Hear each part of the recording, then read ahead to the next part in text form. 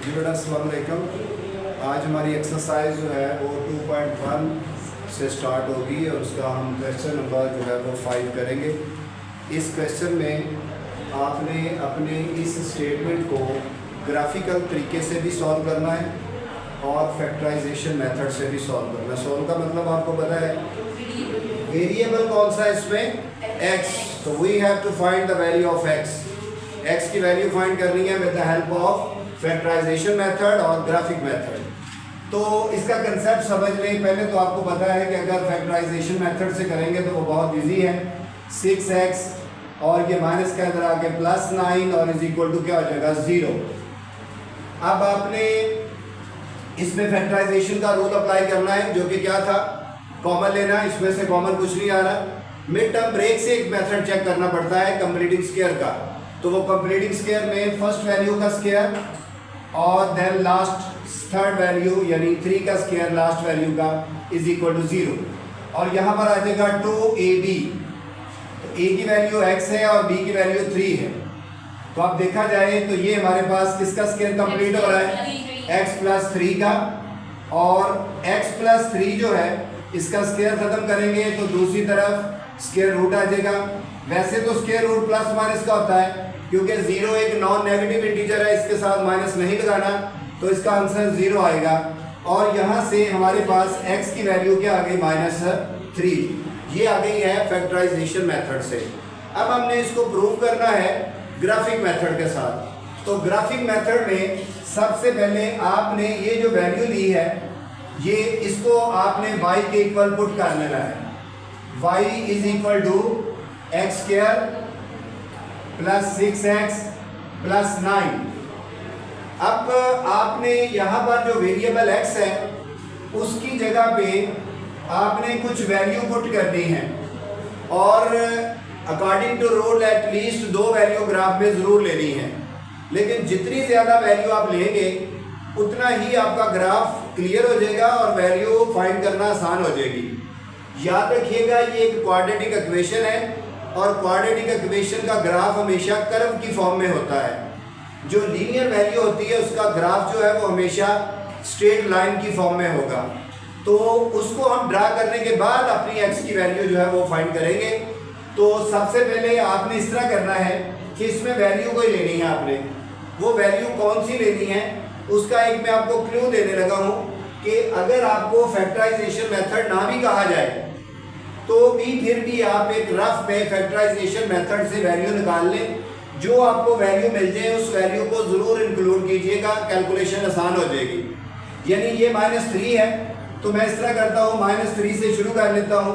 तो जो मर्जी ले लें, बेशक सारी नेगेटिव वैल्यू ले लें, बेशक सारी पॉजिटिव ले लें, ये आप पे डिपेंड है। मैं इस तरह करता हूँ, यहाँ पर लेता हूँ -3, -2, फिर -1, फिर 0, 1 और 2। ये वैल्यू मैंने कुछ पॉजिटिव ले ली, कुछ नेगेटिव वैल्यू ले ली, जितनी मर्जी ले सकता था। अब मैं इनकी वैल्यू कैलकुलेट करता हूँ। सबसे पहले आप -3 पुट करें इसमें। -3 का स्क्वायर 6 - 3 + 9। तो पहला आंसर जो आएगा हमारे पास वो आएगा 9 -18 + 9। तो ये एक आंसर 0 आ गया जी हमारे पास y का। x की वैल्यू देने से y का आंसर 0 आ गया। अब अगर आप देखें तो दूसरी वैल्यू पुट करें, x की जगह पे -2 पुट करेंगे। -2 का स्क्वायर, फिर है 6 - 2 और +9। इसको सॉल्व करेंगे तो ये +4 -12 आ जाएगा, +9 तो 13 और ये 1। तो दूसरा आंसर हमारे पास 1 आ गया। उसके बाद आप तीसरी वैल्यू पुट करें इसमें तो ये होगा y -1 का स्क्वायर +6 - 1 +9। तो y = +1 -6 +9, तो ये 4 आंसर आ गए। उसके बाद आपने क्या पुट करना है, 0। इसमें 0 पुट करें तो 0 का स्क्वायर +6 × 0 +9। तो ये क्या आंसर आएगा इसका, ये भी 0, ये भी 0 और ये 9 होगा, ये भी आंसर आ गया। और उसके बाद आपने 1 और 2 भी पुट कर लें। y = 1 का स्क्वायर +6 × 1 एंड +9। तो इसका आंसर क्या आएगा, ये 6 होगा, ये 1 होगा, ये 9 और ये 16 आंसर आ जाएगा इसका। और लास्ट वैल्यू पुट करते हैं y इज इक्वल टू 2 का square plus 6 into 2 plus 9 equal to, तो ये 4 होगा और ये 12 होगा। 12 और 4 कितना हो जाएगा 16, 12 और 4 16 प्लस 9 कितना आ जाएगा 25। तो ये हमने x और y की वैल्यू ले ली, क्योंकि x और y की वैल्यू के बगैर हम ग्राफ पे नहीं जा सकते, हॉरिजॉन्टल और वर्टिकल वैल्यू का होना ज़रूरी है। बात समझ आ गई? यहाँ तक कोई प्रॉब्लम? Any question? अब आपने इस तरह करना है, ये वाले हिस्से में आपको ग्राफ प्रोवाइड भी किया जाए ना भी किया जाए तो आप इसको ड्रा करेंगे। इधर देखिए मैं यहाँ पर स्केच करने लगा हूँ, ये वैल्यू x एक्सिस और y एक्सिस की, ये x एक्सिस और y एक्सिस की वैल्यू को मैं यहाँ पर ड्रा करके आंसर शो करने लगा हूँ कि वाकई ही आंसर जो है वो क्या आएगा, -3 आएगा। अब ज़हन में रखिएगा कि इसमें वेरिएबल क्या था, वेरिएबल x है, तो आपने x की वैल्यू को फॉलो करना है। देखो बच्चों, सबसे पहले आपके पास जो x की वैल्यू है वो ये है, तो वो यहाँ पर ड्रा होगी 0 1 2 एंड 3, इधर नेगेटिव -1 -2 -3। और y की वैल्यू देखें तो लोएस्ट 0 है और हाईएस्ट 25 है। 0 से लेकर कहाँ तक जा रही है वैल्यू, 25 तक जा रही है, ऐसे ही है ना। y की वैल्यू, फिर ये वाली वैल्यू, और ये सारी की सारी वैल्यू को हम ग्राफ पे तो नहीं लिख सकते, लेकिन आपने अपने ग्राफ के बॉक्स को डिवाइड कर लेना है। किस तरह डिवाइड करना है, ये आपने उसको लिमिट देनी है, स्केल देना है, 4 4 वैल्यू का लेना है, 5 5 का लेना है। तो ये बन रही है वैल्यू हमारे पास 0 से 25 तक। मैं इस तरह करता हूँ, यहाँ पर 5 5 का डिफरेंस ले लेता हूँ, ये 5 और दूसरा क्या होगा 10, फिर क्या होगा 15, फिर होगा 20 और यहाँ पर आ जाएगा जी हमारे पास 25। ये 25 x की वैल्यू इधर लिख लेते हैं हम, x की वैल्यू -3, तो ये कर लेते हैं जी हम 25 जी। क्लियर? अब आपने इस तरह करना है कि x की वैल्यू को देखना है, -3 है, वो ये वैल्यू थी, x की वैल्यू -3 है। जब आपने -3 पुट किया तो y की वैल्यू क्या आई बेटा 0। इसका मतलब है ये इस एक्सिस के ऊपर ड्रा होगी वैल्यू। बात समझ गया ना? अब उसके बाद क्या है, x की वैल्यू -2 और y की वैल्यू कितनी है हमारे पास 9 1 जी, ये वाली वैल्यू। तो ये -2 और 1 आपको पता है इधर कहीं आएगा, तो ये ड्रा होगी वैल्यू जिसकी। फिर उसके बाद आपने कौन सी वैल्यू लेनी है, -1, तो ये -1 है और उसकी वैल्यू क्या आ रही है हमारे पास 4 आ रही है, तो ये -1 और 4 डेफिनेटली यहाँ पर होगा 5 से जरा से नीचे। अब उसके बाद आपने कौन सी वैल्यू लेनी है 0, x की वैल्यू 0 लेनी है आपने, तो y की वैल्यू क्या आ रही है 9, तो वो 9 का डेफिनेटली मैं इधर निशान लगाऊंगा एक्सिस के ऊपर, ऐसे ही है ना। अब उसके बाद कौन सी वैल्यू लेनी है 1, तो ये है 1 और आंसर कौन सा आ रहा है 16, तो ये 1 है, तो हमारे पास ये 15 है, थोड़ा सा ऊपर ये 16 होगा। क्लियर? अब उसके बाद आपने 2 वैल्यू लेनी है और ये 25 है, तो ये 2 है और ये 25 है, तो ये निशान लग गया। अब अगर हम इसको ड्रा करेंगे, इन पॉइंट्स को आपस में बनाएंगे, तो ये कुछ इस तरह की फॉर्म बनेगी, ऐसे ही है ना। तो ये हमने शुरू में डिसाइड कर लिया था कि इसकी एक कर्व फॉर्म बननी है इन डॉट्स को बनाने से। अगर हम बढ़ाते जाते तो ये और डॉट क्लियर हो जानी थी आपको ज़रा, लेकिन अब भी पता नहीं चल रहा है कि ये स्ट्रेट लाइन नहीं है, एक कर्व बन रही है। तो इसमें हमारा आंसर कहाँ छुपा है, हमने वेरिएबल x देखना है। बेटा यहाँ पर देखो, जो x एक्सिस को लाइन टच कर रही है, x एक्सिस को लाइन कहाँ पर टच कर रही है, ये पूरा x एक्सिस है, ये पूरा x एक्सिस है, कहाँ पर टच कर रही है -3 पर। इसका मतलब है कि ये हमारी वैल्यू जो है वो -3 होगी। जबकि हमने फैक्टराइजेशन से किया था वो भी क्या आ गई थी -3 वैल्यू आ गई। और अगर बेटा यही क्वेश्चन वेरिएबल y में होता, यही क्वेश्चन किस में होता वेरिएबल y में, तो फिर आपने देखना था कि हमारी लाइन y को कहाँ पर टच कर रही है। तो जहाँ पर y की वैल्यू, y को एक्सिस को टच करना था, वो हमारी y की वैल्यू होनी थी और वही हमारा आंसर होगा। नहीं, y को मुझे टच करने, ये टच तो हो गया है y को, ये देखें y एक्सिस को टच होकर जा रहा है। ये अगर y वेरिएबल हो तो मैं पहले बात कर रहा हूँ एक्स एक्सिस की। आप मुझे बताओ कि ये लाइन एक्स एक्सिस को टच हो रही है, किस पॉइंट पे हो रही है, वही उसका सोल्यूशन है। तो हमने फैक्टराइजेशन मेथड से भी यही सोल्यूशन निकाला, लेकिन मैं कह रहा हूँ कि अगर वाई एक्सिस को करती होगी तो ये तो जितनी मर्जी बढ़ जाए, वाई को तो टच हो चुकी है, तो फिर जो इधर टच हुई है वो वाली वाई का आंसर जो है वो हमारा रिक्वायर्ड आंसर होगा। बात समझ आ गई? ग्राफिकल मेथड से आपने सॉल्यूशन क्वाड्रेटिक इक्वेशन का इस तरह से चेक करना है। इसको नोट करें, इसके बारे में कोई भी क्वेश्चन है तो आप लोग मुझसे कर सकते हैं।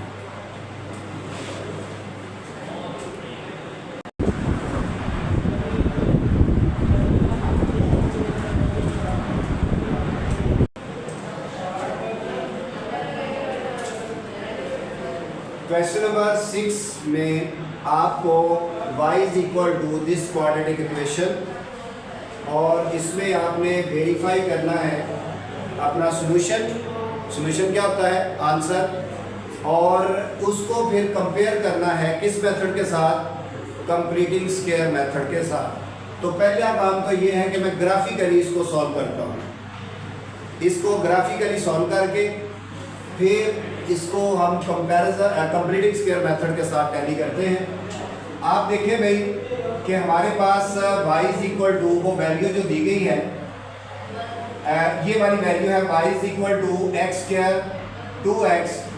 तो जो मर्जी वैल्यू ले लें, मैं फिर बता रहा हूँ, उसमें हमने क्यू के लिए उसको यूज़ किया था अपनी कैलकुलेशन के लिए। उसमें भी आप जो मर्जी वैल्यू लेते हैं तो आंसर आ जाना था आपका। इसमें मैं x की वैल्यू जो है जो मर्जी लूँ, चले वही वाली वैल्यू ले लेते हैं। -3, -2, -1, 0, 1, 2, 3, 1, 2, 3, 4, 5 ये भी ले सकते हैं। सारी पॉजिटिव ले सकते हैं, सारी नेगेटिव ले सकते हैं, कुछ नेगेटिव कुछ पॉजिटिव ले सकते हैं। अब आप इस तरह करें कि इनके आंसर निकाल लें। पहले -3 का स्क्वायर 2 इंटू -3 प्लस 4, तो y is equal to 9 -6 plus 4, कितना आ जाएगा पहला आंसर? 7। ये हमारे पास पहला आंसर 7 आ गया। फिर आपने पुट करना है इसमें -2 का स्क्वायर 2 इंटू -2 प्लस 4, तो y इज इक्वल टू 4 और ये -4 प्लस 4, तो दूसरा आंसर 4 आएगा। फिर आप पुट करेंगे -1, इसकी जगह पे -1 का स्क्वायर 2 इंटू -1 प्लस 4, तो ये पॉजिटिव होगा, इधर देखें। और ये नेगेटिव का 2, 5 और 2 आंसर कितना आ गया? 3 जी। अब उसके बाद क्या पुट करेंगे आप?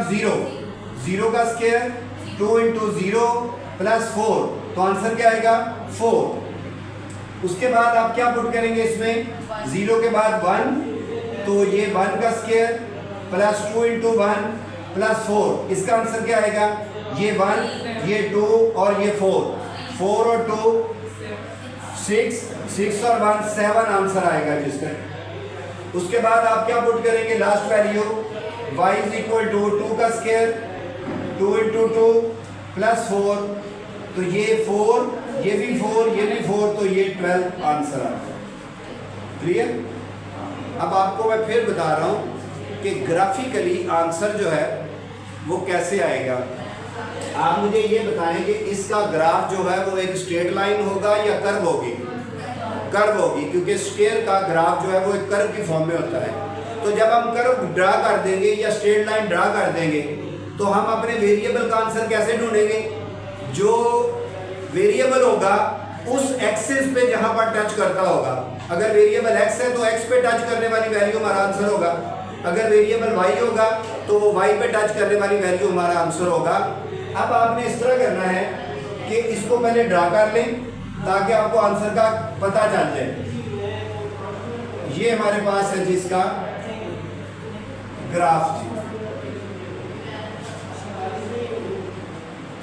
ग्राफ जरा आप बढ़ा ले लेते हैं जी ताकि